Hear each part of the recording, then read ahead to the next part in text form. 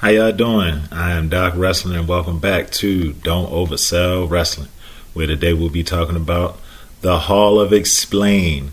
Why? Why do these people belong here? Now in this issue we'll definitely be talking about the 1995 Hall of Fame that conducted in Baltimore, Maryland.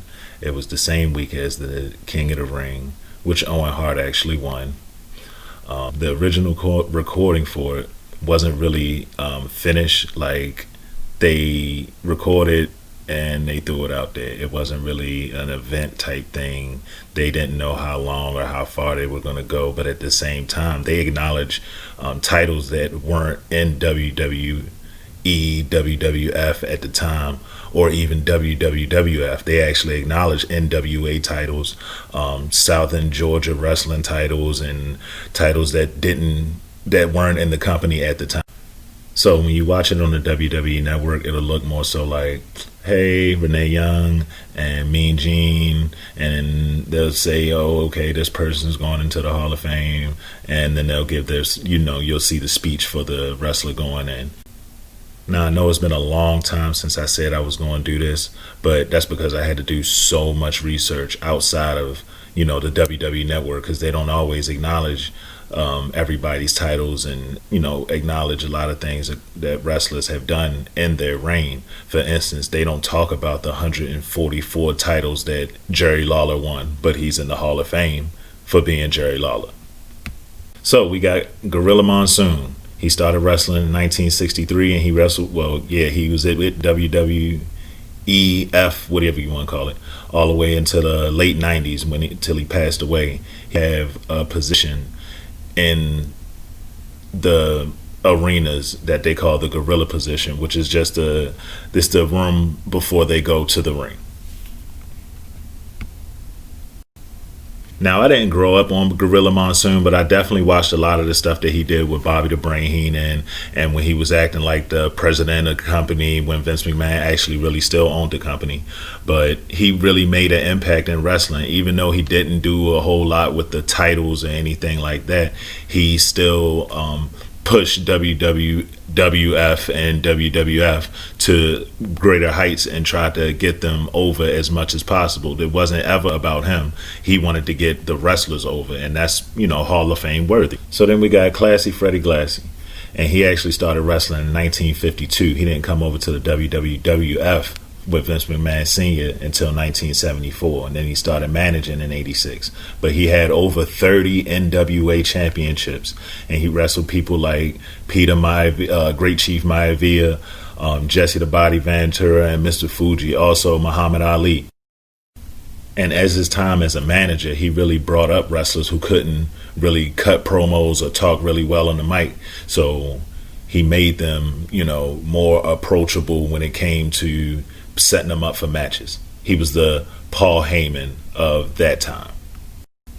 Now, next up we have James Dudley. Now, James Dudley wasn't a wrestler, but he was a wrestling manager for wrestling promoters. So he would give people places to go. He would give wrestling companies places to go in DC and tell them like, oh, I'll pay you or charge you this amount of money to come to my arena.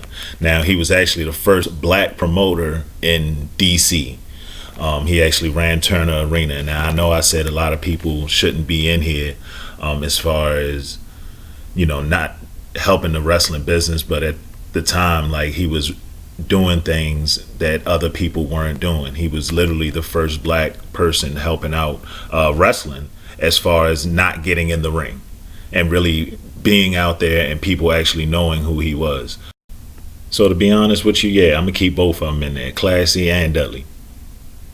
That's probably Big Dick Dudley, Daddy Dudley, whatever they call him. So now we got somebody that I felt was very questionable, because Arnold Scalin is definitely in the WWE Hall of Fame as a wrestler and a manager for Bruno Sammartino and Bob Backlund and other wrestlers. But at the same time, when he wrestled, he only held the one title. And it was a tag title, and it was only for 10 days. So around the same time as this Hall of Fame being conducted, the passing of of wrestler the Crusher Blackwell happened. And he was a big guy, but he held multiple title reigns in different regions, and he had wrestled for the AWA, the CWA, and the SCW. He also ranked in PWI in 2003, so that says a lot more about his wrestling talents and skills in the ring at that time frame than it did about somebody who's in the Hall of Fame and only had one tag title with somebody who probably had 17 after that. So next up we got Bobo Brazil. And yes, he is a brother, but at the same time he was a 7-time WWF champion. He fought people like Killer Kowalski, the Iron Sheik, Johnny Valentine, and even challenged Bruno Sammartino for the WWF title during the time of segregation. He actually held even more titles while he was in Canada and in Japan. So for those who don't know, I'm about to give y'all a real history lesson. There was a wrestler way back in the day, and his name was Buddy Rogers, the Nature Boy Buddy Rogers, and he was the original Nature Boy. Everything that Ric Flair came out and said he did and all that, Buddy Rogers had already done it. The way Ric Flair talked, his leg lock, this man was literally the WWF champion. He was the inaugural